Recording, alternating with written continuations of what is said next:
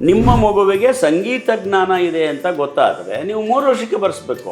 2 ವರ್ಷಕ್ಕೊಂದು ಕಂಟಕ, 5 ವರ್ಷಕ್ಕೊಂದು ಕಂಟಕ, ಒಂದು 8 ವರ್ಷಕ್ಕೊಂದು ಕಂಟಕ ಅಂತಿದ್ದರೆ ನೀವು ಅದನ್ನು ಪರಿಹಾರ ಮಾಡ್ಕೋಬೋದಲ್ಲ. ಜೀವನ ಚಿತ್ರ ಏನಿದೆ ಸಂಪೂರ್ಣ ವಿವರವನ್ನು ನಿಮಗೆ ಓದಿ ತಿಳಿಸುತ್ತೇವೆ. ಕಂಪ್ಯೂಟರ್ ಜಾತಕ ಕೊಡಲ್ಲ, ನಾನು ಹಸ್ತಾಕ್ಷರದಲ್ಲೇ ಬರೆಯೋದು. ಆವಾಗ ತಾಯಿ ತಂದೆಗೆ ಸಂಪೂರ್ಣ ಸಮಾಧಾನ ಆಗುತ್ತೆ. ಅವ್ರಿಗೊಂದಿಷ್ಟು ಫ್ರೀಯಾಗಿರ್ತಾರೆ, ಮೈಂಡ್ ಫ್ರೀ ಇರುತ್ತೆ. ಇದನ್ನು ಓದಿಸ್ಬೇಕು, ಈ 3ರಲ್ಲಿ ಯಾವುದೋ ಒಂದು ವಿದ್ಯೆ ಕೇಳ್ತಾನೆ ಅದನ್ನು ಕೊಡಿಸ್ಬೇಕು, ಮೈಂಡ್ ಫ್ರೀ ಆಗೋಯ್ತು.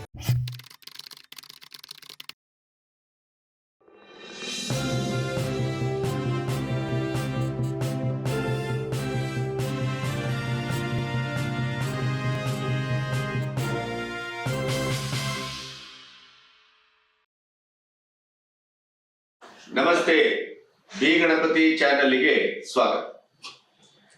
ನಮ್ಮ ವಾಹಿನಿಯಲ್ಲಿ ಕೆಲವು ವ್ಯಕ್ತಿಗಳ ಸಂದರ್ಶನಗಳು ಆಗಾಗ ಮನ್ವಂತರಕ್ಕೆ ತಕ್ಕಾಗಿ ರಿಪೀಟು ಆಗ್ತವೆ. ಹೊಸ ಹೊಸ ವಿಷಯಗಳ ಮೂಲಕ ಬರ್ತೇವೆ, ಹೊಸ ಹೊಸ ಸಂವಾದವನ್ನ ಮಾಡ್ತೇವೆ. ಕೊನೆಗೂ ನಮ್ಮ ಉದ್ದೇಶ ಒಂದೇ, ಈ ಬದುಕು, ಈ ಸಮಾಜ, ಈ ಸಂಸ್ಕೃತಿ ಇವೆಲ್ಲವೂ ನಮ್ಮ ನಮ್ಮ ರೀತಿಯ ಬದುಕಿಗೆ ಒದಗಬೇಕು, ಹಸನಾಗಬೇಕು, ಸಮೃದ್ಧಗೊಳ್ಳಬೇಕು, ಮತ್ತೆ ಸರ್ವೇ ಜನ ಸುಖಿನೋ ಭವಂತು ಅನ್ನುವ ರೀತಿಯಲ್ಲಿ ಬದುಕು ಎಲ್ಲರ ಪಾಲಾಗಬೇಕು, ಎಲ್ಲರಿಗೂ ಬದುಕು ಒಲಿಯಬೇಕು. ಇದು ನಮ್ಮ ಉದ್ದೇಶ. ಮುಖ್ಯವಾಗಿ ನಾನು ಈ ರೀತಿಯ ಮಾತನಾಡೋದಕ್ಕೆ ಕಾರಣವಾದದ್ದು ನಾಗರಾಜ್ ಕೋಟೆಯವರು. ನಾಗರಾಜ್ ಕೋಟೆಯವರು ಮತ್ತು ನಾವು ಬಹಳಷ್ಟು ಸಂದರ್ಶನಗಳನ್ನ ಬಹಳ ಒಂದು ತಥಾಕಚಿತವಾದಂತ ಸಬ್ಜೆಕ್ಟ್ ಅನ್ನು ಇಟ್ಕೊಂಡು ಮಾಡ್ಕೊಂಡು ಬಂದಿದ್ದೇವೆ. ಈಗ ಮತ್ತೆ ನಾಗರಾಜ್ ಕೋಟೆಯವರ ಮುಂದೆ ಬಂದು ಕೂತಿದ್ದೇನೆ. ಈ ಬಾರಿ ಎಲ್ಲರ ಸಮಸ್ಯೆ ಏನು ಅಂತಂದ್ರೆ ಶಿಕ್ಷಣ ಮತ್ತು ವೃತ್ತಿ ಒಂದಕ್ಕೊಂದು ಪೂರಕ ಇದೆ. ಆದ್ರೆ ಇದನ್ನ ಮಾರಕವಾಗಿ ಇಡೀ ಜೀವನವನ್ನ ಕಳ್ಕೊಂಡಂಥವರ ಸಂಖ್ಯೆ ಜಾಸ್ತಿ. ಯಾವ ಶಿಕ್ಷಣವನ್ನ ಪಡೆಯಬೇಕು, ಯಾವ ವೃತ್ತಿಪೂರ್ವಕವಾದ ಶಿಕ್ಷಣವನ್ನು ಪಡೆಯಬೇಕು, ಯಾವ ರೀತಿಯ ಶಿಕ್ಷಣ ನಮಗೆ ಒದಗುತ್ತದೆ, ನಮ್ಮ ಜ್ಯೋತಿಷ್ಯದ, ನಮ್ಮ ಕುಂಡಲಿನಿಯೋ, ನಮ್ಮ ರಾಶಿಯೋ, ಅಥವಾ ನಮ್ಮ ಹುಟ್ಟಿನ ಆರೋಗ್ಯ ನಮಗೆ ಯಾವುದು ಒಲಿದು ಬರ್ಲಿಕ್ಕಿದೆ, ಇದು ಯಾವುದನ್ನು ಯೋಚನೆ ಮಾಡದೇನೆ ಪಕ್ಕದ ಮನೆಯ ಮೆಡಿಕಲ್ ಮಾಡದ ಅಂತ ನಾವು ಮಾಡುದು, ಎದುರುಗಡೆ ಮನೆ ಇಂಜಿನಿಯರಿಂಗ್ ಮಾಡದ ಅಂತ ನಾವು ಮಾಡುದು, ಕೊನೆಗೆ ಗಲ್ಲಿಯಲ್ಲಿ ಹೋಟೆಲ್ ಇಟ್ಟಿದ್ದಾರೆ, ಎಲ್ಲರೂ ಶ್ರೀಮಂತರಾಗಿ ಇಟ್ಟಿದ್ದಾರೆ, ನಾವು ಹೋಟೆಲ್ ಇಟ್ಬಿಡೋಣ ಅಂತ ಇಟ್ಬಿಡೋದು. ಕೊನೆಗೆ ಕೈ ತೊಳ್ಕೊಂಡು ಕೈ ಸುಟ್ಕೊಂಡು ಗೋವಿಂದ ಅಂತೇಳಿ ಮತ್ತೆ ನಾಗರಾಜ್ ಕೋಟೆಯವರ ಹತ್ರ ಬರೋದು. ಇದು ಇಡೀದಾಗಿ ನೋಡಿ ನೋಡಿ ನೋಡಿ ನಮಗೂ ಸಾಕಾಗಿದೆ. ಹಾಗಾಗಿ ನಾಗರಾಜ್ ಕೋಟೆಯವರು ಹಿಂದಿನ ಸರಿ ವಿವಾಹದ ಬಗ್ಗೆ ಮಾತಾಡೋವಾಗೇನೆ ಮುಂದಿನ ಸರಿ ಒಂದು ಮಾತಾಡ್ಲಿಕ್ಕಿದೆ ನೋಡಿ, ಇದು ಬ್ಲಾಕ್ ಬಾಸ್ಟರ್ ಅಂತ ನಮ್ಮ ಸಿನಿಮಾ ಭಾಷೆ. ಹಾಗಾಗಿ ಅಂತ ಒಂದು ಸಂದರ್ಶನದ ಸರಣಿಗೆ ಇವತ್ತು ನಾನು ಮುಂಜಾನೆ ಬಂದು ಕೂತಿದ್ದೇನೆ. ನಾಗರಾಜ್ ಕೋಟೆಯವರೇ ನಮಸ್ತೆ. ನಮಸ್ತೆ, ಆರಂಭಿಸ್ಬೋದಲ್ಲ? ಓಂ ಗಣೇಶಾಯ ನಮಃ. ಅವಧೂತ ಚಿಂತನ. ಜೈ ದತ್ತಾತ್ರೇಯ ಗುರುವೇ ನಮಃ. ಜಯ ಲಕ್ ನಿರಂಜನ್. ಓಂ ಶಾಂತಾಯ ದಿವ್ಯಾಯ ಸತ್ಯಧರ್ಮ ಸ್ವರೂಪಿಣಿ ಸ್ವಾನಂದತ್ತಾಯ ಕೃತ್ತಾಯ ಶ್ರೀಧರಾಯ ನಮೋ ನಮಃ. ವಸುದೇವಸುತಂ ದೇವಂ ಕಂಸಚಾಣೂರಮರ್ದನಂ ದೇವಕೀ ಪರಮಾನಂದಂ ಕೃಷ್ಣಂ ವಂದೇ ಜಗದ್ಗುರುಂ. ಸರ್ವಮಂಗಲ ಮಾಂಗಲ್ಯ ಶಿವೆ ಸರ್ವಾರ್ಥ ಸಾಧಕೆ ಶರಣ್ಯೇ ತ್ರಯಂಬಕೆ ದೇವಿ ನಾರಾಯಣೀ ನಮೋಸ್ತುತೆ. ಆತ್ಮೀಯ ಪ್ರೇಕ್ಷಕ ಬಂಧುಗಳೇ, ಬಿ ಗಣಪತಿಯವರು ಇಷ್ಟು ಹೊತ್ತು ಇಡೀ ನಮ್ಮ ಈ ಕಾರ್ಯಕ್ರಮದ ಸಾರಾಂಶ ಮತ್ತು ಉದ್ದೇಶ ಎಲ್ಲವನ್ನು ವಿಸ್ತಾರವಾಗಿ ಹೇಳಿದರು. ನನಗೊಂದು ಸ್ವಲ್ಪ ಕೆಲಸವನ್ನು ಕಡಿಮೆ ಮಾಡಿದರು. ಅವರೇ ಹೇಳಿದ ಹಾಗೆ ಈ ಹಿಂದೆ ಮೊದಲು ನಾವು ಜ್ಯೋತಿಷ್ಯದ ಸ್ವರೂಪ ಸಂಕ್ಷಿಪ್ತವಾಗಿ ಮೊದಲನೇ ಬಾರಿ ಹೇಳಿದ್ವಿ. 2ನೇ ಬಾರಿ ಮಾಡಿದಾಗ 27 ನಕ್ಷತ್ರಗಳ ವಿವರಣೆಯನ್ನು ಇದೇ ಬಿ ಗಣಪತಿಯವರ ಯೂಟ್ಯೂಬ್ ಚಾನಲ್ನಿಂದ ನಮ್ಮ ಮನೋಆಶ್ರ ಸಂಸ್ಥೆಯಿಂದ ಕೊಟ್ಟಿದ್ವಿ. ಬಹಳ ಜನ ವೀಕ್ಷಿಸಿದ್ರಿ, ಆನಂದಿಸಿದ್ರಿ. 27 ನಕ್ಷತ್ರಗಳ 4 ಪಾದಗಳ ಪ್ರತಿಯೊಂದು ಪಾದದ ವಿವರಣೆಯೊಂದಿಗೆ ಅಶ್ವಿನಿಯಿಂದ ರೇವತಿವರೆಗೆ 27 ನಕ್ಷತ್ರಗಳ ವಿವರಣೆ, ಆ ನಕ್ಷತ್ರಗಳು ಸ್ತ್ರೀಯರಿಗೆ ಹೇಗೆ, ಪುರುಷರಿಗೆ ಹೇಗೆ ಎಂಬುದನ್ನು ಸವಿಸ್ತಾರವಾಗಿ ನಾವು ಹೇಳಿದ್ವಿ. ಅದನ್ನು ನೋಡಿದಂಥ ಪ್ರೇಕ್ಷಕರು ಇಲ್ಲಿಗೆ ಬಂದಂಥ ನಮ್ಮ ಬಂಧುಗಳು ಹೇಳ್ತಾ ಇದ್ದರು, ಇಷ್ಟೊಂದು ವಿವರಣೆಯನ್ನು ನಾವು ಬೇರೆ ಯಾವ ಯೂಟ್ಯೂಬ್ ಚಾನಲ್ನಲ್ಲೂ ನೋಡಿರಲಿಲ್ಲ. ನೀವು ಹೇಳಿದಾಗೆ ನನ್ನ ಜೀವನದಲ್ಲಿ ನಡೆದಿದೆ, ನೀವು ಹೇಳಿದ ಹಾಗೆ ನನ್ನ ನಕ್ಷತ್ರಕ್ಕೆ ಆ ರೂಪ ಗುಣಗಳೇ ಇದ್ದಾವೆ, ನಾನು ಅದನ್ನು ದಾಖಲಿಸ್ಕೊಂಡೆ, ಬರೆದಿಟ್ಕೊಂಡೆ.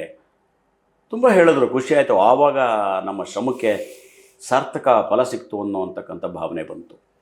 ಅದಾದ ನಂತರದಲ್ಲಿ ನಾವು ಗಣಪತಿಯವರು ವಿಚಾರ ಮಾಡಿ ನೆಕ್ಸ್ಟ್ ಏನು ಹೇಳುವ ಅಂದ್ಕೊಂಡಾಗ, ಇವತ್ತಿನ ಮದುವೆಯ ಪರಿಸ್ಥಿತಿ, ಕರೆಕ್ಟ್, ಇವತ್ತಿನ ಮದುವೆಯ ಪರಿಸ್ಥಿತಿ ಯಾಕೆ ಇಷ್ಟೊಂದು ಕ್ಲಿಷ್ಟಕರವಾಗ್ತಿದೆ, ಗೊಂದಲವಾಗ್ತಿದೆ ಅನ್ನೋದ್ರ ಬಗ್ಗೆ ಒಂದಿಷ್ಟು ಎಪಿಸೋಡ್ಗಳನ್ನ ಮಾಡೋಣ ಅಂತ ಮಾತಾಡೋದು. ಯಾಕಂದರೆ ಇವತ್ತಿನ ಸಮಾಜದಲ್ಲಿ ಬದುಕು ಬೇರೆ ಎಲ್ಲ ದೃಷ್ಟಿಯಿಂದಲೂ ಒಂದಿಷ್ಟು ಹೋರಾಟಗಳು ಎಲ್ಲವೂ ಇದ್ದರೂ ಭಾಳ ಸಲೀಸಾಗಿದೆ.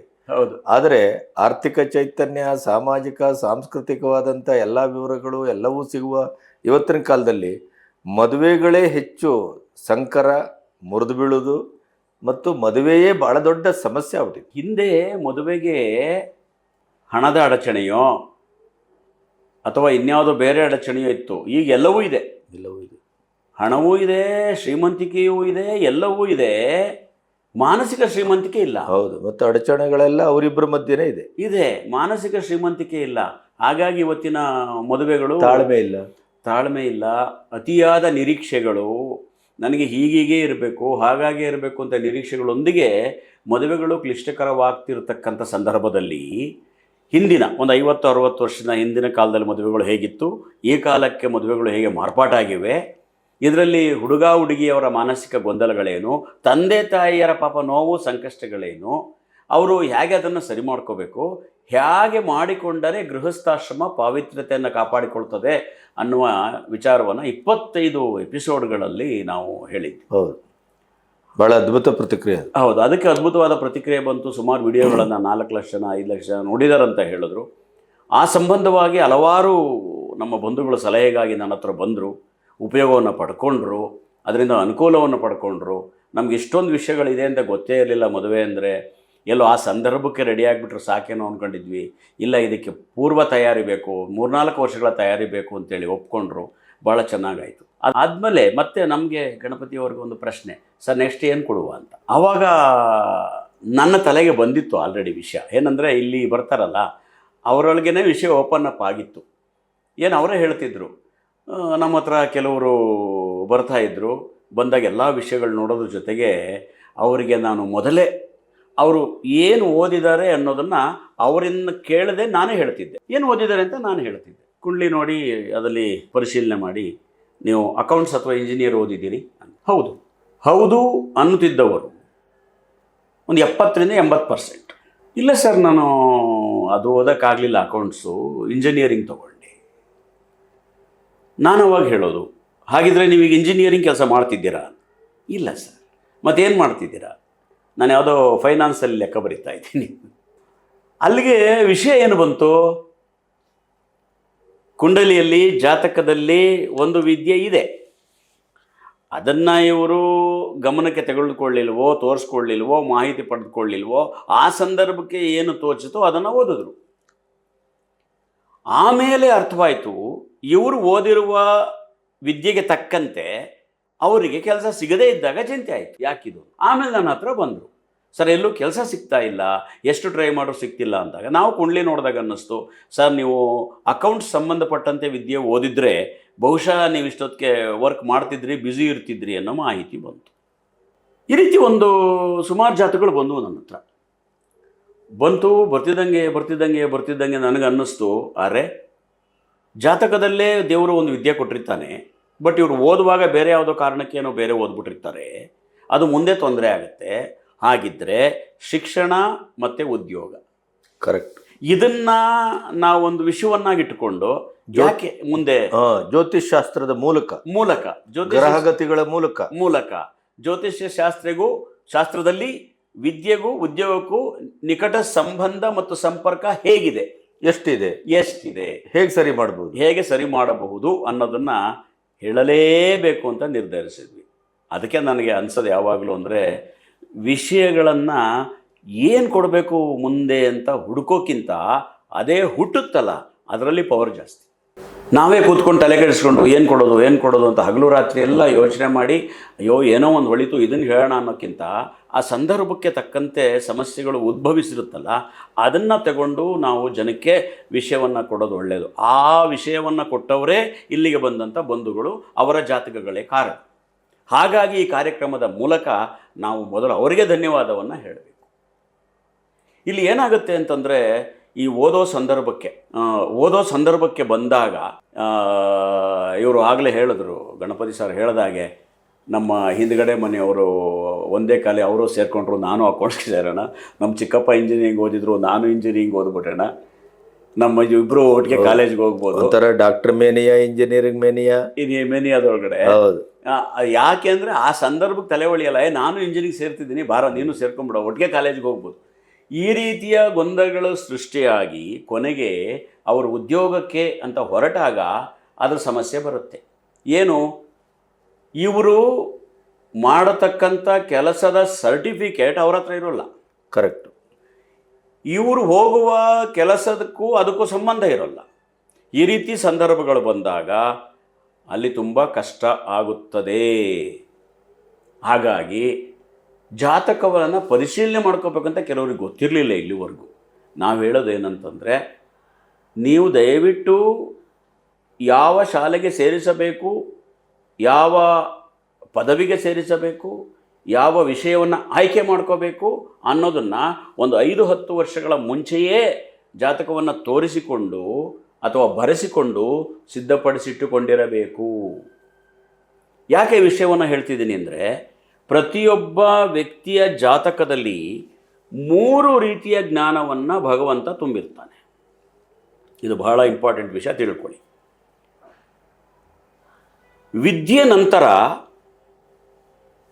ಮೊದಲು ತಾಯಿ ವಿದ್ಯೆ ಯಾವಾಗಲೂ ಆನಂತರದಲ್ಲಿ. ಬಟ್ ತಾಯಿ ಹೊಟ್ಟೆಯಿಂದಲೇ ಜನ್ಮತಃ ಒಂದಿಷ್ಟು ಜ್ಞಾನಗಳು ಬರ್ತದೆ.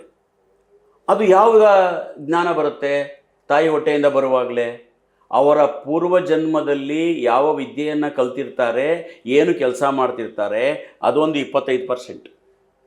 ಅವರ ತಾತ ಮುತ್ತಾತಂದರು ಏನು ಕೆಲಸ ಮಾಡ್ತಿರ್ತಾರೆ, ಅವರು ಏನು ವಿದ್ಯಾಭ್ಯಾಸ ಮಾಡಿರ್ತಾರೆ, ಅದು 25%. ಇನ್ನು 50% ಶಿಶು ಜನಿಸಿದ ಮೇಲೆ ಬೆಳೆಯುವ ಪರಿಸರ, ಸೇರಿಸುವ ಶಾಲಾ ಕಾಲೇಜು ಮತ್ತು ತಂದೆ ತಾಯಿಗಳ ಪ್ರೋತ್ಸಾಹ, ಅವರ ಮಾರ್ಗದರ್ಶನ ಹಾಗೂ ಉಪಾಧ್ಯಾಯರು ಮಾಡತಕ್ಕಂಥ ಪಾಠದ ಒಂದು ಮಹತ್ವ, ಇದೆಲ್ಲವೂ ಸೇರಿದರೆ 50%. ಒಟ್ಟು 100% ಆಯಿತು. ಇದರಲ್ಲಿ ಮೂಲದಿಂದ ಬಂದತಕ್ಕಂಥ 3-4 ಜ್ಞಾನಗಳಂತಂದರೆ ಸಾತ್ವಿಕ ಜ್ಞಾನ, ತಾಂತ್ರಿಕ ಜ್ಞಾನ, ವೈಜ್ಞಾನಿಕ ಜ್ಞಾನ, ಸಾಮಾಜಿಕ ಜ್ಞಾನ, ವ್ಯಾವಹಾರಿಕ ಜ್ಞಾನ ಇತ್ಯಾದಿ. ಇವೆಲ್ಲ ತಾಯಿ ಹೊಟ್ಟೆಯಿಂದ ಬಂದಿರುತ್ತೆ, ನಿಮ್ಗೆ ಚೆನ್ನಾಗಿ ಗೊತ್ತಿರಲಿ. ಇದು ಜಾತಕ ಬರೆಸಿದಾಗಲೇ ಗೊತ್ತಾಗತ್ತೆ. ಉದಾಹರಣೆಗೆ ಒಬ್ಬರು ತಹಸೀಲ್ದಾರ್ ಇರ್ತಾರೆ ಅಂತ ಇಟ್ಕೊಳ್ಳಿ. ಅವ್ರ ವೃತ್ತಿ ಏನು? ತಹಸೀಲ್ದಾರ್ ವೃತ್ತಿ. ಅವ್ರ ಮನೆಯಲ್ಲಿ ಒಂದು ಪ್ಲಗ್ಗೋ ಲೈಟೋ ಏನೋ ಕೆಟ್ಟೋಗತ್ತೆ. ಎಲೆಕ್ಟ್ರಿಷಿಯನ್ ಕರೆದು ಅವನು ಬಂದು ಅದನ್ನು ಮಾಡೋಕ್ಕೆ 3-4 ದಿನ ಆಗುತ್ತೆ. ಅಲ್ಲಿವರೆಗೂ ಕಾಯಕ್ಕಾಗಲ್ಲ. ಆದರೆ ಆ ತಹಸೀಲ್ದಾರ್ ಒಬ್ಬರಲ್ಲಿ ತಾಂತ್ರಿಕ ಜ್ಞಾನವನ್ನು ಕೂಡ ಜನ್ಮತಃ ಬಂದಿದ್ದಾರೆ. ಅವರೇ ಅಂಗಡಿಗೆ ಹೋಗಿ ವೈರ್ ತಂದು, ಪ್ಲಗ್ ತಂದು, ಮೇನ್ ಆಫ್ ಮಾಡಿಕೊಂಡು ಅದನ್ನು ಕನೆಕ್ಟ್ ಮಾಡಿ ರಿಪೇರಿ ಮಾಡ್ತಾರೆ, ಲೈಟ್ ಹತ್ಕೊಳ್ಳುತ್ತೆ. ಅವ್ರ ಎಲೆಕ್ಟ್ರಿಷಿಯನ್ ಅಲ್ಲ, ಬಟ್ ಆ ಜ್ಞಾನ ತಾಯಿ ಹೊಟ್ಟೆಯಿಂದ ಬಂದಿರುತ್ತದೆ. IAS ಆಫೀಸರ್ ಆಗಿರ್ತಾರೆ, ಅದ್ಭುತವಾಗಿ ಅಡುಗೆ ಮಾಡ್ತಿರ್ತಾರೆ. ಎಲ್ಲಿಂದ ಬರುತ್ತವಲ್ಲ? ಅದಕ್ಕೆ ಜನ್ಮತಃ ತಾಯಿ ಹೊಟ್ಟೆಯಿಂದ ಬಂದಂಥ ಜ್ಞಾನಗಳು, ಆಮೇಲೆ ಕಲಿಯುವ ಜ್ಞಾನಗಳು ಯಾವ್ಯಾವುದಿದೆ ಅನ್ನೋದು ಜಾತಕದಲ್ಲಿರುತ್ತದೆ. ಇಂಥ ವಿಷಯಗಳು ಇಲ್ಲಿಗೆ ಬರುವವರ ಜಾತಕಗಳನ್ನು ಪರಿಶೀಲಿಸಿದಾಗಲೇ ನನಗೆ ಗೋಚರಿಸಿತು.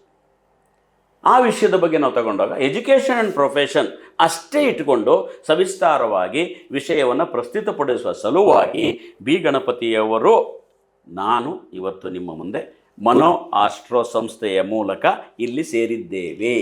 ಹೌದು.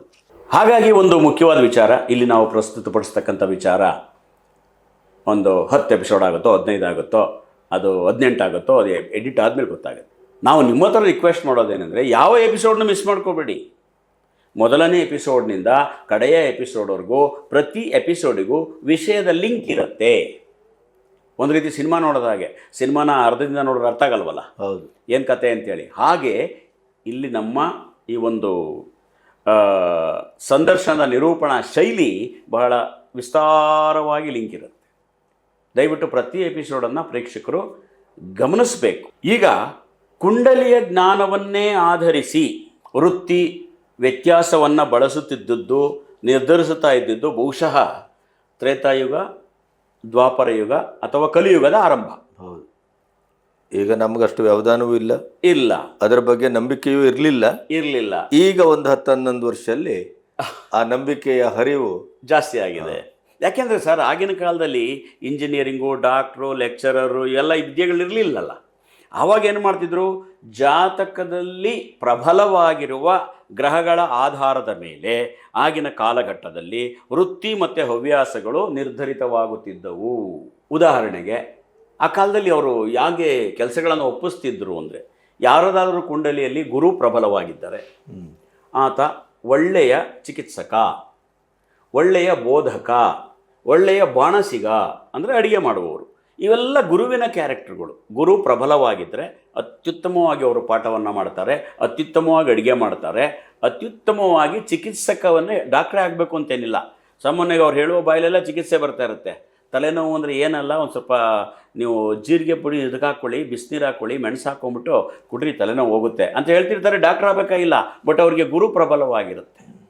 ಅದಾದ ನಂತರದಲ್ಲಿ ಕುಜ ಪ್ರಬಲವಾಗಿದ್ದರೆ ಈತ ಸೈನಿಕ, ಈತ ತಾಂತ್ರಿಕ, ಶಕ್ತಿವಂತ, ಧೈರ್ಯವಂತ ಅನ್ನೋದನ್ನು ನಿರ್ಧರಿಸ್ತಾ ಇದ್ರು. ಅವ್ರು ಸೈನಿಕರೇ ಆಗಿರ್ತಾ ಇದ್ರು. ರವಿ ಪ್ರಬಲವಾಗಿದ್ದರೆ ರಾಜ, ಈ ಕಾಲಕ್ಕೆ ಹೋಲಿಸ್ಕೊಂಡ್ರೆ ಮಂತ್ರಿ, ಒಳ್ಳೆಯ ಆಡಳಿತಗಾರ, ವೀರ, ಶೂರ ಇತ್ಯಾದಿ. ಇವು ಜಾತಕದಲ್ಲಿ ಬರತಕ್ಕಂಥ ಜನ್ಮತಃ ಕ್ಯಾರೆಕ್ಟರ್ಗಳು. ಅದಾದ ನಂತರ ಶುಕ್ರ ಪ್ರಾಬಲ್ಯನಾಗಿದ್ದರೆ ರಸಿಕತನ, ಕಲೆ, ಸಾಹಿತ್ಯ, ಸಂಗೀತ, ಮೋಜು, ಮಸ್ತಿ, ಮನರಂಜನೆ, ಅಲಂಕಾರಿಕ ಇತ್ಯಾದಿ ಎಲ್ಲ ವೃತ್ತಿಗಳು ಶುಕ್ರನಿಂದ. ನಮ್ಮ ಕರ್ನಾಟಕದ ರಾಜಕಾರಣಿಗಳಿಗಾಗ ಅದು ಜಾಸ್ತಿ ಇರಬೇಕು. ಸಿಕ್ಕಾಪಟ್ಟೆ ಸಿಡಿ ಪ್ರಕರಣಗಳು ಮಿಕ್ಸಪ್ ಆಗಿಬಿಟ್ಟಿರುತ್ತೆ ಅದು. ಹೌದು. ರವಿ ಶುಕ್ರ ಸೇರಿಬಿಟ್ರೆ ಜಾಸ್ತಿ ಕಲಾವಿದರು. ಹೌದು, ನೀವು ಹೇಳಿದ ಕರೆಕ್ಟಾಗಿ ಮ್ಯಾಚ್ ಮಾಡಿದ್ರಿ. ನಾನು ರವಿ ಬಗ್ಗೆ ಮಾತಾಡಿದೆ. ಯಾರದೇ ಕುಂಡಲಿಯಲ್ಲಿ ರವಿ ಶುಕ್ರ ಸೇರಿಬಿಟ್ರೆ ಅದ್ಭುತವಾದ ಕಲಾವಿದರು. ಎಲ್ಲ ರೀತಿಯಲ್ಲಿ ಎಲ್ಲ ಪ್ರಾಬಲ್ಯವೂ ಇರುತ್ತೆ ಅವರಿಗೆ. ಅದನ್ನು ನಾವು ಚೆನ್ನಾಗಿ ಜ್ಞಾಪಿಸಿದ್ರಿ. ಅದೇ ರೀತಿ ಬುಧನ ಪ್ರಾಬಲ್ಯ ಇದ್ದರೆ ಸಾಹಿತಿ, ಶಿಲ್ಪಿಗ, ಲೆಕ್ಕಾಚಾರ ತಜ್ಞ, ಮಾತುಗಾರ. ಶನಿ ಪ್ರಾಬಲ್ಯನಿದ್ರೆ ಶ್ರಮಜೀವಿ, ಕಬ್ಬಿಣದ ಕೆಲಸಗಾರ, ಕೂಲಿಕಾರ ಮತ್ತು ನ್ಯಾಯಾಧಿಪತಿ. ಈ ಆಯುರ್ವೇದ ಮತ್ತು ಅಲೋಪತಿ ವೈದ್ಯಕೀಯಗಳು ಇವೆಲ್ಲ ಶನಿಗೆ ಬರುತ್ತೆ. ಹಾಗಾಗಿ ಗ್ರಹಗಳ ಪ್ರಾಬಲ್ಯವನ್ನು ನೋಡಿ ಹಿಂದಿನ ಕಾಲದಲ್ಲಿ ಅವರವರ ವೃತ್ತಿಯನ್ನು ನಿರ್ಧರಿಸುತ್ತಿದ್ದರು. ಅದು ಈಗಿನ ಕಾಲಕ್ಕೆ ಡಾಕ್ಟರ್ ಆಗಿ, ಇಂಜಿನಿಯರ್ ಆಗಿ, ಬಾಣಸಿಗರು ಅಂದರೆ ಹೋಟೆಲ್ ಮ್ಯಾನೇಜ್ಮೆಂಟ್ ಆಗಿ, ಬೋಧಕರು ಅಂದರೆ ಲೆಕ್ಚರರ್ ಆಗಿ, ಲೆಕ್ಕತಜ್ಞರು ಅಂದರೆ ಅಕೌಂಟೆಂಟ್ ಆಗಿ ಎಲ್ಲ ಪರಿವರ್ತನೆ ಇವತ್ತಿನ ಆಧುನಿಕ ಭಾಷೆಗೆ, ಆಧುನಿಕ ಜನಜೀವನಕ್ಕೆ ಅದು ಬದಲಾಗ್ತಾ ಬಂತು. ಎಲ್ಲವೂ ನಮ್ಮ ಪುರಾತನ ಸಂಸ್ಕೃತಿಯೇ, ಅಲ್ಲಿಂದನೇ ಬರಬೇಕು. ಯುಗ ಯುಗಾಂತರಗಳಿಂದನೇ ವಿದ್ಯೆಯಾಗಲಿ, ನಡವಳಿಕೆಯಾಗಲಿ, ಮಾತಾಗಲಿ, ಕಲೆಯಾಗಲಿ, ಸಂಪ್ರದಾಯವಾಗಲಿ ಅಲ್ಲಿಂದನೇ ಬರಬೇಕು. ದಟ್ ಇಸ್ ರೂಟ್, ಅದೇ ಬೇರು. ಈಗ ನಮ್ಮ ಕಾಲಕ್ಕೆ, ನಮ್ಮ ಬಿ ಗಣಪತಿಯವರ ಕಾಲಕ್ಕೆ ಬೆಲ್ ಬಟನ್ ಪ್ಯಾಂಟ್ ಇತ್ತು. ಈಗಲೂ ಮತ್ತೆ ಬೆಲ್ ಬಟನ್ ಪ್ಯಾಂಟ್ ಬಂದಿದೆ. ಅದು ಸ್ವಲ್ಪ ಜಾಸ್ತಿ ಅಗಲಾಗಿದೆ. ಅದು ಲಂಗನೋ ಪ್ಯಾಂಟೋ ಗೊತ್ತಾಗೋದಿಲ್ಲ. ನಮ್ಮ ಕಾಲದ ಬೆಲ್ ಬಟನ್ ಪ್ಯಾಂಟಲ್ಲೆಲ್ಲ 2-3 ಜನ ಒಳಗೋಬೋದು ಸರ್. ಈಗ ಒಂದು 10 ಜನ ಹೋಗ್ಬೋದು. ಅದು ಹೇಳಿದ್ನಲ್ಲ, ಲಂಗವೋ ಪ್ಯಾಂಟೋ ಒಂದು ಗೊತ್ತಾಗಲ್ಲ. ಅದೀಗ ಜಾಸ್ತಿ ಆಧುನೀಕರಣ ಆಗಿಬಿಟ್ಟಿದೆ. ಅದೇ ರೀತಿ ನೋಡಿ, MBBS ನಮ್ಮ ಕಾಲಕ್ಕೆ ನಿಮಗೆ ಗೊತ್ತಿದೆ. ನಿಮಗೆ ಈ ತಾಲೂಕು ಮತ್ತು ಪಟ್ಟಣಗಳಲ್ಲಿ BA ಮಾಡ್ಕೊಂಬಂದರೆ ಜೀಪಲ್ಲಿ ಮೆರವಣಿಗೆ ಮಾಡ್ತಿದ್ರು. ನಿಮಗೆ ಗೊತ್ತಿದೆ. ಹೌದು. BA ಒಂದು ದೊಡ್ಡ ಪದವಿ ಆ ಕಾಲಕ್ಕೆ. ಅವ್ರಿಗೆ ಊರಲ್ಲೆಲ್ಲ ಮೆರವಣಿಗೆ ಮಾಡ್ತಿದ್ರು, ಅವ್ರಿಗೆ ಸನ್ಮಾನ ಮಾಡ್ತಿದ್ರು. MBBS ಅನ್ನೋ ಒಂದು ವಿದ್ಯೆ ಇತ್ತು ಆ ಕಾಲಕ್ಕೆ. ಅಂದರೆ MBBS ಓದಂಥ ಡಾಕ್ಟ್ರೇ ಎಲ್ಲದನ್ನೂ ಪರೀಕ್ಷೆ ಮಾಡ್ತಾಯಿದ್ರು. ಅದು ಬರ್ತಾ ಬರ್ತಾ ಬದಲಾಯಿತು. ENT, ಗೈನೋ, ಫಿಜಿಷಿಯನ್ನು, ಆರ್ಥೋ, ದೇಹದ ಒಂದೊಂದು ಭಾಗಕ್ಕೂ ಒಂದೊಂದು ವೈದ್ಯ ವಿದ್ಯೆಗಳು. ಒಂದಕ್ಕೊಂದು ಸಂಬಂಧ ಇಲ್ಲ, ಮಾತ್ರ ಸಂಬಂಧ ಇಲ್ಲ. ಇಂಜಿನಿಯರಿಂಗ್ನಲ್ಲಿ ಮೆಕ್ಯಾನಿಕ್ ತಗೊಳ್ಳಿ, ಸಿವಿಲ್ ತಗೊಳ್ಳಿ, ಇನ್ಯಾವುದೋ ENC ತಗೊಳ್ಳಿ, ಇವೆಲ್ಲ ಬರ್ತಾ ಹೋಯಿತು. ಅಕೌಂಟ್ಸ್ನಲ್ಲೂ ಕೂಡ 5-6 ರೀತಿ ಬರ್ತು. ಅಂಥದ್ರಲ್ಲಿ ಕನ್ಫ್ಯೂಸ್ ಆಗಿಬಿಡುತ್ತೆ. ಈ ಕನ್ಫ್ಯೂಷನ್ ಯುಗದಲ್ಲೂ ಅವರವರ ಜಾತಕದಲ್ಲಿ ಇವರು ಯಾವುದರಲ್ಲಿ ಪ್ರವೀಣರು ಅಂತ ಹುಡುಕೋದು ನಮ್ಮಂಚ ಜ್ಯೋತಿಷಿಗಳ ಸವಾಲೇ ಸರಿ. ಈಗ ಹಿಂದೆ ಗುರು ಚೆನ್ನಾಗಿದ್ರೆ ವೈದ್ಯಕೀಯ ಅಂತ ಹುಡುಕ್ಬಿಡ್ತಿದ್ರು. ಈಗ ವೈದ್ಯಕೀಯದಲ್ಲೇ 10 ವಿಭಾಗ ಇದೆ. ನಾವು ಅವರು BDS ಓದ್ತಾರೆ ಅಂದರೆ ದಂತ ವೈದ್ಯಕೀಯ ಅಂದರೆ ನಾವು ಯಾವ ಒಂದು ಗ್ರಹ ನೋಡಬೇಕು ಸರ್, ಅವರು ಆಪ್ರೇಷನ್ ಸರ್ಜರಿ ಓದ್ತಾನಂತೆ ಅಂದರೆ ನಾವು ಯಾವ ಗ್ರಹ ನೋಡಬೇಕು. ನಮಗೆ ಸವಾಲು ಇವಾಗ ಆ್ಯಕ್ಚುಲಿ ಹಿಂದಿನ ಕಾಲದ ಜ್ಯೋತಿಷ್ಯ ಸಲಹೆಗಾರರಿಗಿಂತ ನಮಗೊಂದು ಸ್ವಲ್ಪ ಹೆಚ್ಚಿಗೆ ಸವಾಲು. ಯಾಕೆಂದ್ರೆ ಪ್ರಶ್ನೆಗಳು ಈಗಿನ ಕಾಲದಲ್ಲಿ ಜಾಸ್ತಿ, ಅದೆಲ್ಲದಕ್ಕೂ ಉತ್ತರ ನಮ್ಮ ಹತ್ರ ಸಿದ್ಧವಿರಬೇಕು ಇವಾಗ. ಹಾಗಾಗಿ ನಾನು ಹೇಳೋದಿಷ್ಟೇ, ಇದೆಲ್ಲವೂ ಕೂಡ ನಾನು ಹೇಳೋದೇ ಆಗಲೇ ಅದು ಓದಬೇಕಾಗಿತ್ತು, ಇದು ಓದಬೇಕಾಗಿತ್ತು ಅಂತ. ಈ ರೀತಿ ನೀವು ಮಾಡೋದಾದರೆ ಸಮಯ ಮೀರಿ ಹೋದ ಮೇಲೆ ಪ್ರಯೋಜನವಿಲ್ಲ. ನಮ್ಮ ಹತ್ರ ಬರ್ತಾರೆ, ಸರ್ BE ಓದಿದೆ ಸರ್, ನನಗೆ ಒಂದು 6 ತಿಂಗಳಿಂದ ಕೆಲಸ ಸಿಕ್ಕಿಲ್ಲ ಅಂತ ಬರ್ತಾರೆ. ಅದನ್ನೇ ಮೇಯ್ನು ಸಲಹೆ ಆಗಿ ಇಟ್ಕೊಂಡು ಬರ್ತಾರೆ. ಆಮೇಲೆ ನಾನು ನೋಡ್ತೀನಿ ಅವರ ಜಾತಕದಲ್ಲಿ BE ಇಲ್ಲ, ಅಕೌಂಟ್ಸೋ ಸಮಥಿಂಗ್ ಟೆಕ್ನಿಕೋ ತಾಂತ್ರಿಕತೆ ಏನೋ ಇದೆ. ಅವರಿಗೆ ನಾವು ಕೇಳೋದು, ಯಾಕೆ ನೀವು ಅದು ಓದಕ್ಕೆ ಹೋದ್ರಿ BE? ಅಯ್ಯೋ ಇಲ್ಲ ಸರ್, ನಮ್ಮ ತಂದೆ ಇಲ್ಲ, ಇದನ್ನೇ ತಗೊಂಡ್ಬಿಟ್ರು, ತಗೊಂಡೆ, ಈ ಕೆಲಸ ಸಿಗ್ತಾ ಇಲ್ಲ ಅಂಥೇಳಿ ಪರದಾಡ್ತಾ ಇರ್ತಾರೆ.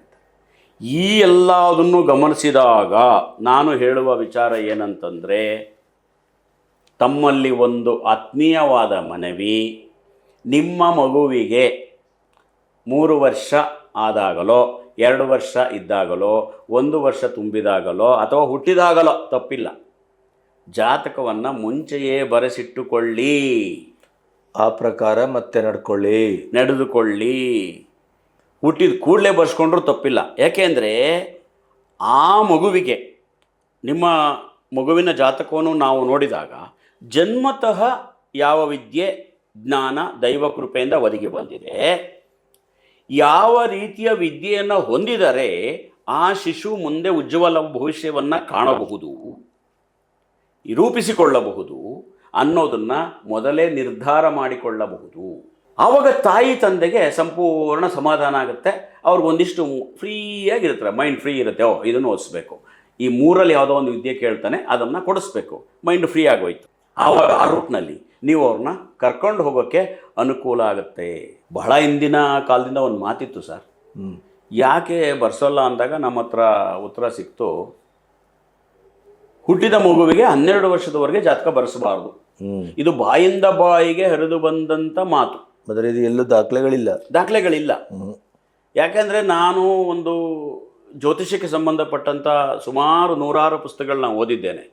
ಯಾವುದೇ ಪುಸ್ತಕದಲ್ಲೂ ಒಂದು ಸಾಲು ಇಲ್ಲ ಹುಟ್ಟಿದ ಮಗುವಿಗೆ ತಕ್ಷಣ ಜಾತಕ ಬರೆಸಕೂಡದು ಅಂತ ಇಲ್ಲ. ಇದ್ದಿದ್ರೆ ನಾನಿವತ್ತು ನಿಮಗೆ ತೋರಿಸ್ತಾ ಇದ್ದೆ, ಒಂದು ಸಾಲಿದ್ರೂ ಕೂಡ. ಆದರೆ ಹಿಂದಿನ ಕಾಲದಿಂದ ಈ ಪದ್ಧತಿ ಯಾಕೆ ಬಂತು ಅಂತ ಒಂದಿಷ್ಟು ಸಂದೇಹಗಳು ಕಾಡಿದವು. ಮೊದಲನೇ ಸಂದೇಹ, ಹಿಂದಿನ ಕಾಲದಲ್ಲಿ ಒಂದು ತುಂಬ ಪ್ರಬುದ್ಧ ವರ್ಗ ಅಂತ ಇನ್ನೊಂದು ಮುಗ್ಧ ವರ್ಗ ಅಥವಾ ಕೂಲಿಕಾರರ ವರ್ಗ ಅಂತಿತ್ತು. ಆಗ ತೀರ್ಮಾನ ಮಾಡ್ತಿದ್ರು, ಈ ಮುಗ್ಧ ವರ್ಗದವರಿಗೆ ಮುಂದಾಗುವ ಅನಾಹುತಗಳನ್ನೆಲ್ಲ ಮುಂಚೆನೇ ಹೇಳಿದ್ರೆ ಅವರು ಆಲ್ರೆಡಿ ಅವರು ಪಾಪ ಮುಗ್ಧರಿದ್ದಾರೆ, ಇನ್ನೂ ಕುಸಿದು ಹೋಗ್ಬಿಡ್ತಾರ, ಹೇಗೋ ದೇವರಿಟ್ಟಂಗೆ ಆಗುತ್ತೆ, ಹಣೆ ಬರದ ಹಾಗೆ, ಮುಂಚೆನೇ ನಾವು ತಿಳಿಸೋದು ಬೇಡ ಅನ್ನೋ ಒಂದು ಕಾರಣ ಇರಬಹುದು. ಎರಡನೇದು, ಹಿಂದೆಲ್ಲ ಅವಿಭಕ್ತ ಕುಟುಂಬಗಳು. ಹೌದು, ಒಂದು ಮನೆಯಲ್ಲಿ 50 ಜನ 60 ಜನ ಇರ್ತಿದ್ರು. ಅಣ್ಣ ತಮ್ಮ ಅಕ್ಕ ತಂಗಿ ಚಿಕ್ಕಪ್ಪ ಅತ್ತ ಸೊಸೆ ನಾದ್ನಿ ಎಲ್ಲ ಸೇರಿ ಒಂದೇ ಮನೇಲಿ ಇರ್ತಿದ್ರು. ಯಾರ ಮಕ್ಕಳು ಯಾರ್ದು ಅಂತ ಗೊತ್ತಾಗದೇ ಇದ್ದಷ್ಟು ಅನ್ಯೋನ್ಯತೆ ಇತ್ತು. ಮದುವೆಗಳನ್ನು ಅವರವರ ಮನೆಯಲ್ಲೇ ರಕ್ತ ಬಂಧುಗಳಲ್ಲೇ ಸೋದರ ಸಂಬಂಧಿಗಳಲ್ಲಿ ಮಾಡಿಕೊಳ್ತಾ ಇದ್ರು. ಆವಾಗ ಏನಾದ್ರು ಜಾತಕ ಬರೆಸಿ ಒಂದೇ ಮನೇಲಿ ಇರ್ತೀವಿ, ಈ ಮಗು ಜಾತಕ ಸಾಧಾರಣವಾಗಿದೆ, ಇವು ಸ್ವಲ್ಪ ಈ ಥರ ಇದೆ ಅಂತ ಗೊತ್ತಾದರೆ ಅವರಿಗೆ ಮದುವೆ ಮಾಡಿಕೊಳ್ಳುವಾಗ ಇರುಸು ಮುರುಸು ಆಗುತ್ತೇನೋ, ಅದನ್ನು ತಿಳ್ಕೊಳ್ಳೋದೇ ಬೇಡ ಅನ್ನುವ ಕಾರಣವೂ ಇರಬಹುದು. ಇದು ನನ್ನ ಊಹೆ ಅಷ್ಟೇ, ಗೊತ್ತಿಲ್ಲ. ಅನುಕೂಲ ಸಿದ್ಧಾಂತ ಅದಿರಬಹುದು. ಮೂರನೆಯದು, ಒಂದು ಮಾತಿದೆ, ಹುಟ್ಟಿದ ಮಗುವನ್ನು 5 ವರ್ಷದವರೆಗೆ ದೇವರ ಜವಾಬ್ದಾರಿಯಲ್ಲಿರುತ್ತದೆ ಆ ಮಗು ಅಂತ. ಅದು ಖಂಡಿತ ಸತ್ಯ. ತಾಯಿಯ ವರ್ಗಕ್ಕೆ ಒಪ್ಪಿಸುವುದೇ ಮಗುವನ್ನು 5 ವರ್ಷದ ನಂತರ ದೇವರು. ತಾಯಿಯವರೆಗೂ ಅಲ್ಲಿವರೆಗೂ ಹಾಲು ಕುಡಿಸುವ, ಅದನ್ನು ಆರೈಕೆ ಮಾಡುವ ಜವಾಬ್ದಾರಿ ಇರುತ್ತೆ. ಅದರ ಸಂಪೂರ್ಣ ಜವಾಬ್ದಾರಿ ದೇವರದ್ದಿರುತ್ತೆ. 5 ವರ್ಷದ ನಂತರ ತಾಯಿಗೆ ಸಂಪೂರ್ಣ ಅದನ್ನು ಹಸ್ತಾಂತರಿಸಿ ದೇವರು ಬೆನ್ನ ಹಿಂದೆ ಕಾಯ್ತಿರ್ತಾರೆ 12 ವರ್ಷದವರೆಗೆ. ಇದೊಂದು ಈಗಲೂ ರೂಢಿಯಲ್ಲಿದೆ. ಅದಕ್ಕೆ ನಾವು ಸಾಮಾನ್ಯವಾಗಿ 12 ವರ್ಷ ಆದಮೇಲೆ ಪೂಜಾ ಶಾಂತಿ ವಿಧಿಗಳನ್ನು ಬರೆಯೋದು. 5 ವರ್ಷ 6 ವರ್ಷ ಇದ್ದಾಗ ಈ ಹೋಮ ಮಾಡಿಸಿ ಆ ಹೋಮ ಮಾಡಿಸಿ ಅಂತ ಬರೆಯಲ್ಲ. ಯಾಕೆಂದರೆ ದೇವರೇ ಅವ್ರನ್ನ ಕಾಯ್ತಾ ಇರ್ತಾರೆ. ನಿಮಗೆ ದೇವರೇ ಮಕ್ಕಳು ಅಂತ ಎಲ್ಲ ಹೇಳಿದ್ದಾರೆ. ದೇವರ ಮಕ್ಕಳು ಅಂತಾರೆ, ಮಕ್ಕಳೇ ದೇವರು ಅಂತಾರೆ. ಹಾಗಾಗಿ ಆಗಿದೆ. ಬಟ್ ಆದರೆ ಈ ಕಾಲಕ್ಕೆ ಇದೆಷ್ಟು ಪ್ರಸ್ತುತ ಅಂತ, ಇವತ್ತಿನ ಟೆನ್ಷನ್ ಕಾಲಕ್ಕೆ, ಇವತ್ತಿನ ಒತ್ತಡದ ಕಾಲಕ್ಕೆ ಇದು ಸ್ವಲ್ಪ ಪ್ರಸ್ತುತ ಆಗೋದಿಲ್ಲ. ಏಕೆಂದರೆ ಇವಾಗ ಪೂರ್ವ ತಯಾರಿ ಬಹಳ ಮುಖ್ಯ ಆಗಿದೆ ಈಗ. ಫಾರ್ ಎಕ್ಸಾಂಪಲ್, ನಿಮಗೆ ನೀವು ಧಾರವಾಡಕ್ಕೋ ಗುಲ್ಬರ್ಗಕ್ಕೋ ನಾವು ಟ್ರೈನಲ್ಲಿ ಹೋಗಬೇಕು ಅಂದರೆ ಹಿಂದೆ ಈ ಬುಕ್ಕಿಂಗ್ ಇರಲಿಲ್ಲ ಸರ್, ಆನ್ಲೈನ್ ಬುಕ್ಕಿಂಗ್ ಎಲ್ಲ ಇರಲಿಲ್ಲ. ಅವಾಗ ರೈಲ್ವೆ ಸ್ಟೇಷನ್ಗೆ ಹೋಗ್ತಿದ್ರು ಬೆಳಗ್ಗೆನೆ, ಯಾವ ಟೈಮ್ಗೆ ರೈಲ್ ಬರುತ್ತೆ, ಯಾವ ರೈಲ್ನಲ್ಲಿ ಸೀಟ್ ಇದೆ ಹೊತ್ಕೊಂಡು ಹೋಗ್ತಾ ಇದ್ರು. ಅಂದರೆ ಒಂದು ದಿನ ಅರ್ಧ ದಿನ ರೈಲ್ವೆ ಸ್ಟೇಷನಲ್ಲೇ ಕಳಿಬೇಕಾಗಿತ್ತು. ಈಗ ಪರಿಸ್ಥಿತಿ ಏನಾಗಿದೆ, ನಿಮ್ಮ ಕೈಲಿರುವ ಮೊಬೈಲಲ್ಲೇ ಆನ್ಲೈನ್ ಬುಕ್ಕಿಂಗ್ ಮಾಡ್ಬೋದು, ಯಾವ ಟ್ರೈನಲ್ಲಿ ಟಿಕೆಟ್ ಇದೆ ನೋಡ್ಬೋದು, ಇಲ್ಲಿಂದನೇ ದುಡ್ಡು ಹಾಕ್ಬೋದು, ಅಲ್ಲಿಂದನೇ ಟಿಕೆಟ್ ಬರುತ್ತೆ, ಟ್ರೈನು ಎಲ್ಲಿ ಹೋಗ್ತಿದೆ ಅಂತ ಗೊತ್ತಾಗುತ್ತೆ. ಈಗ ಯಾವ ಮಾರ್ಗದಲ್ಲಿ ಹೋಗ್ತಿದೆ, ನಿಂತಿದೆಯಾ ಚಲಿಸ್ತಿದೆಯಾ ಗೊತ್ತಾಗುತ್ತೆ. ಇಂಥ ಮುಂದುವರೆದ ಕಾಲದಲ್ಲಿ ನಾವು ಹಳೆಯ ಕಂದಾಚಾರಗಳನ್ನು ಪಾಲಿಸುವುದು ಕಷ್ಟ. ಅದು ಕಂದಾಚಾರ ಆದರೆ ಕಂದಾಚಾರ ಅಲ್ಲ, ಇದು ಶಿಷ್ಟಾಚಾರ. ಹಾಗಾಗಿ ನೀವು ಮುಂಚೆಯೇ ಜಾತಕವನ್ನು ಬರೆಸಿಟ್ಟುಕೊಳ್ಳಿ. ಅವಾಗ ಸಂದರ್ಭ ಬಂದಾಗ ನಿಮ್ಮ ಮಗ ಯಾವ ಸಬ್ಜೆಕ್ಟ್ ತಗೋಬೋದು, ಯಾವ ಶಾಲೆಗೆ ಹೋಗ್ಬೋದು, ಏನು ಮುಂದುವರೆಸ ಎಲ್ಲ ವಿಷಯ ಸಿಕ್ಕತ್ತೆ ಅಲ್ಲಿ. ಆಮೇಲೆ ಇನ್ನೊಂದಾಗುತ್ತೆ ಸರ್, ಈಗೇನಾಗ್ಬಿಡುತ್ತೆ, ಈ ಪೂರ್ವಜನ್ಮದ ಸಿದ್ಧಾಂತಗಳ ಸಂಚಿತ ಕರ್ಮ ಪ್ರಕಾರವೋ ಅಥವಾ ಪೂರ್ವಿಕರ ಕರ್ಮ ಪ್ರಕಾರವೋ 2 ವರ್ಷಕ್ಕೊಂದು ಕಂಟಕ, 5 ವರ್ಷಕ್ಕೊಂದು ಕಂಟಕ, ಒಂದು 8 ವರ್ಷಕ್ಕೊಂದು ಕಂಟಕ ಅಂತಿದ್ರೆ ನೀವು ಅದನ್ನು ಪರಿಹಾರ ಮಾಡ್ಕೋಬೋದಲ್ಲ. ಆರೋಗ್ಯ ವಿಚಾರಕ್ಕೂ ಕೂಡ ಒಂದು ಕೈಪಿಡಿ ಅದು. ಹೌದು, ಆರೋಗ್ಯ ವಿಚಾರದಲ್ಲೂ ಕೂಡ ಅದನ್ನು ಮಾಡ್ಕೋಬೋದು. ಅಥವಾ ಈಗ ಸಾಮಾನ್ಯವಾಗಿ ಇದಿದೆ, ಈ ಸಂಗೀತಕ್ಕೆ ಸೇರಿಸ್ಬೇಕಂದ್ರೆ ನೀವು 15 ವರ್ಷದಲ್ಲಿ ಹೋಗಿ ಸೇರಿಸಿದ್ರು ಉಪಯೋಗ ಬರೋಲ್ಲ. 5 ವರ್ಷದಿಂದನೇ ನಾವು ಸಂಗೀತ ಕಲಿಸ್ಬೇಕು. ನಿಮ್ಮ ಮಗುವಿಗೆ ಸಂಗೀತ ಜ್ಞಾನ ಇದೆ ಅಂತ ಗೊತ್ತಾದರೆ ನೀವು 3 ವರ್ಷಕ್ಕೆ ಬರೆಸ್ಬೇಕು. ಹೌದು, ಆ ಮಗು ಸಂಗೀತದಲ್ಲಿದೆಯಾ, ಕ್ರೀಡೆಯಲ್ಲಿ ಪ್ರಾಬಲ್ಯ ಪಡೆಯುತ್ತಾ, ಅಥವಾ ನಟನೆಯಲ್ಲಿ ಪ್ರಾಬಲ್ಯ ಪಡೆಯುತ್ತಾ, ಅಥವಾ ಮ್ಯಾಥ್ಸ್ನಲ್ಲಿ ಪ್ರಾಬಲ್ಯ ಪಡೆಯುತ್ತಾ, ಅಥವಾ ಚರ್ಚಾ ಸ್ಪರ್ಧೆಯಲ್ಲಿ ಪ್ರಾಬಲ್ಯ ಪಡೆಯುತ್ತಾ, ಇದನ್ನೆಲ್ಲ ನೀವು ತಿಳ್ಕೊಂಡಿದ್ರೆ ಶಿಕ್ಷಣದ ಜೊತೆಗೆ ಹವ್ಯಾಸಕ್ಕೂ ಕೂಡ ಎಲ್ಲಿ ಕಳಿಸ್ಬೇಕು ಅಂತ ಒಂದು ಐಡಿಯಾ ಸಿಕ್ಕತ್ತೆ. ಮುಂಚೆ ಬರ್ಸ್ಕೊಳ್ಳೋದ್ರಿಂದ ಇವೆಲ್ಲ ಅನುಕೂಲಗಳು ಇದೆ. ಯಾಕೆಂದರೆ ಬಹಳಷ್ಟು ಜನ ನಮ್ಮ ಹತ್ರ ಬಂದವ್ರು ಕೇಳಿದ್ದಾರೆ, ಸರ್ ಈಗ ಬರ್ಸ್ಬೋದಾ ಬೇಡವಾ ಅಂಥೇಳಿ. ನಾನು ಹೇಳ್ತೀನಿ, ಇಲ್ಲ ಬರ್ಸ್ಕೊಳ್ಳಿ, ಏನು ತಪ್ಪಾಗೋಲ್ಲ.